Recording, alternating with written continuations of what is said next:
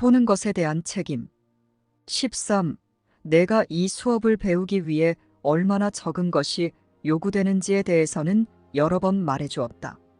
너의 관계 전체가 기쁨으로 변형되기 위해 필요한 것도 이와 같은 작은 용의뿐이다. 그것은 내가 성령께 드려서 그 대신에 모든 것을 받게 되는 작은 선물, 구원이 의지하는 아주 작은 것, 십자가형을 부활로 바꾸는 마음의 작대작은 변화다. 그리고 그것은 참이기에 아주 단순하며 따라서 내가 그것을 완전히 이해하지 못할 수는 없다. 물론 그것을 거절할 수는 있다. 하지만 그것은 결코 모호하지 않다. 내가 지금 그것에 반하여 선택한다면 그 이유는 그것이 모호해서가 아니라 이 작은 비용이 평화를 위해 지불하기에는 너무 크다고 판단했기 때문이다. 14. 다음은 내가 비전과 행복을 얻고 고통에서 해방되며 죄에서 완전히 벗어나고 모든 것을 얻기 위해 해야 할 유일한 것이다.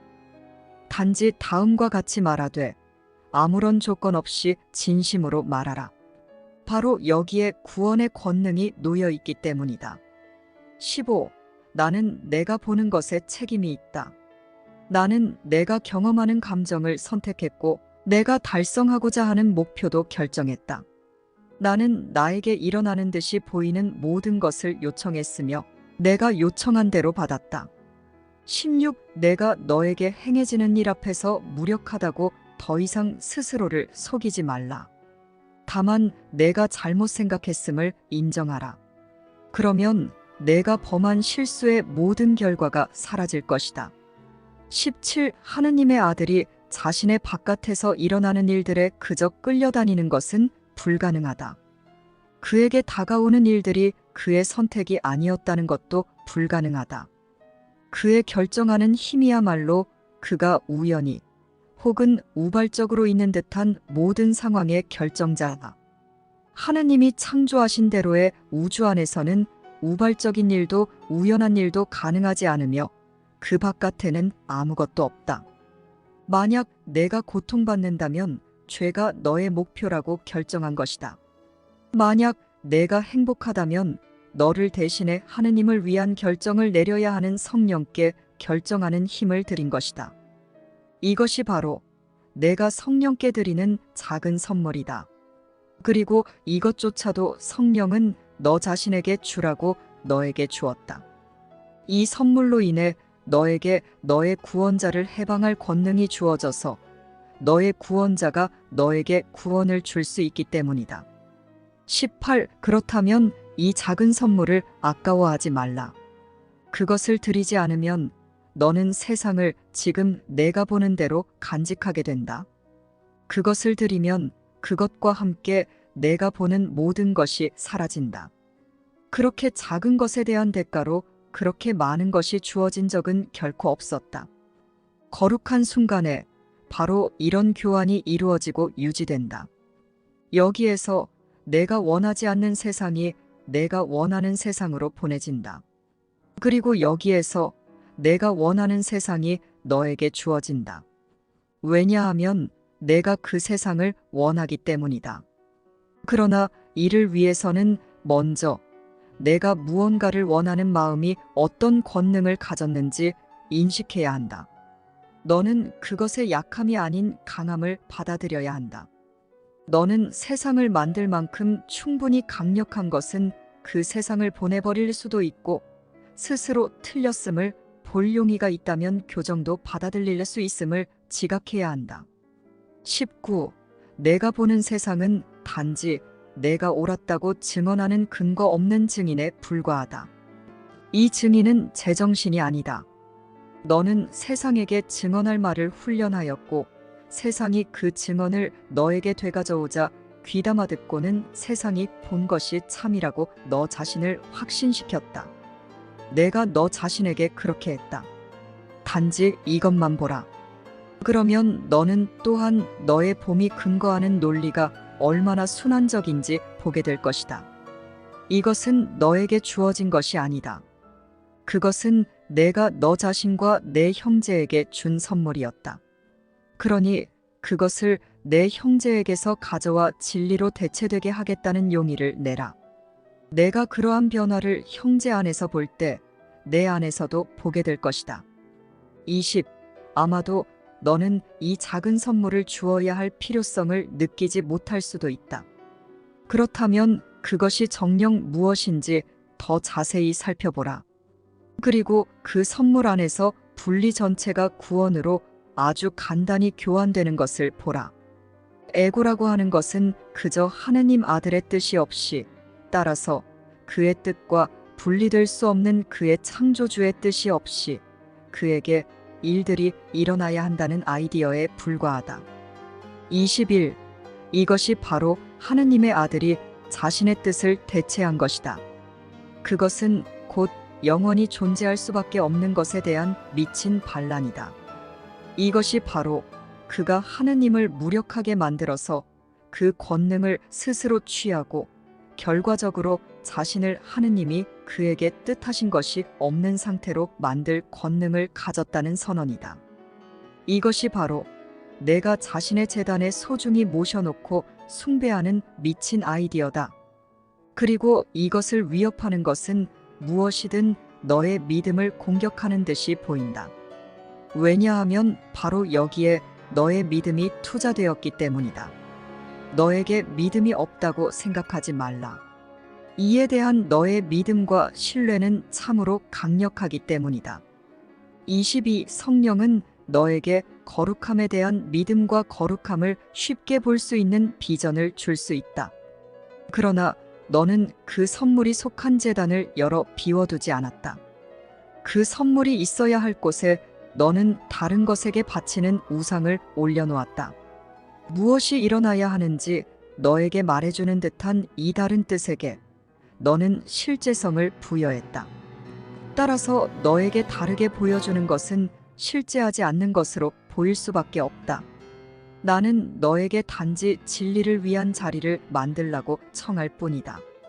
나는 내가 이해할 수 없는 것을 만들거나 행하라고 청하는 것이 아니다. 나는 너에게 단지 그것이 들어오도록 허용하라고 청할 뿐이다. 단지 저절로 일어날 것을 방해하기를 멈추고 내가 저버렸다고 생각한 것의 현존을 그저 다시 인식하라고 청할 뿐이다. 23.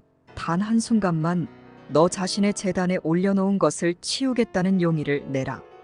그러면 거기에 정말로 있는 것을 보지 못할 수 없다. 거룩한 순간은 창조의 순간이 아닌 인식의 순간이다. 인식은 판단의 중지와 비전으로부터 온다.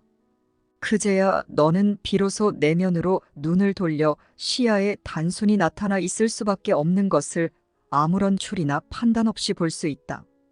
무효화는 너의 과제가 아니지만 그것을 환영할 것인지 아닌지는 정녕 너에게 달려있다.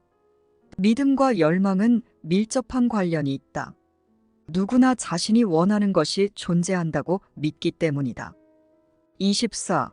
우리는 이미 소망적 사고란 에고가 자신이 원하는 것을 다루어 그대로 만들어내기 위한 방법이라고 말했다.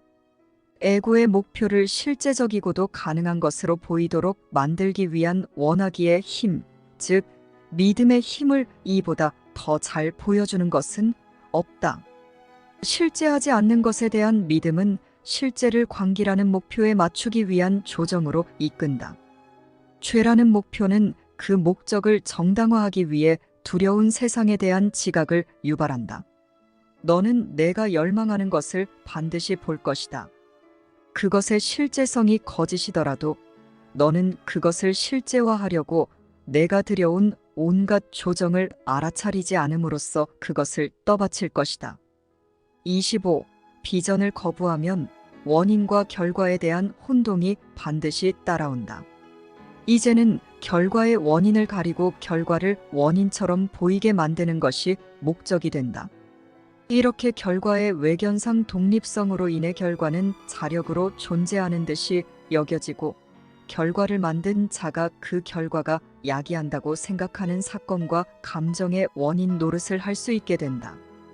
우리는 오래전에 너의 창조주를 창조하고 그의 아들이 아닌 아버지가 되려는 너의 열망에 대해 말한 적이 있다. 이것도 똑같은 열망이다. 아들은 결과인데 그는 자신의 원인을 부정하려 한다. 따라서 그가 원인이 되어서 진짜 결과를 낳는 듯이 보인다. 원인 없이 결과를 가질 수 있는 것은 아무것도 없으며 그 둘을 혼동하는 것은 단지 그 둘을 모두 이해하지 못하는 것이다. 26. 내가 너 자신을 창조하지 않았음을 인식할 필요가 있는 것만큼이나 내가 보는 세상을 너 자신이 만들었음을 인식할 필요가 있다. 이것들은 똑같은 잘못이다.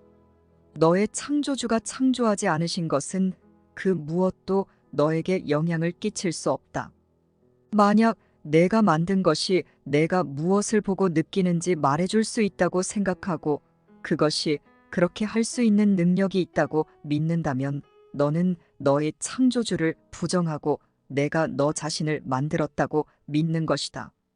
만약 내가 만든 세상이 너를 그것이 뜻하는 것으로 만들 힘을 가졌다고 생각한다면 너는 실로 아들과 아버지를 결과와 근원을 혼동하는 것이기 때문이다.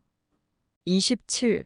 아들의 창조물들은 그의 아버지의 피조물들과 닮았다. 하지만 아들은 그것들을 창조할 때 자신이 근원과 독립되어 있다고 착각하지 않는다.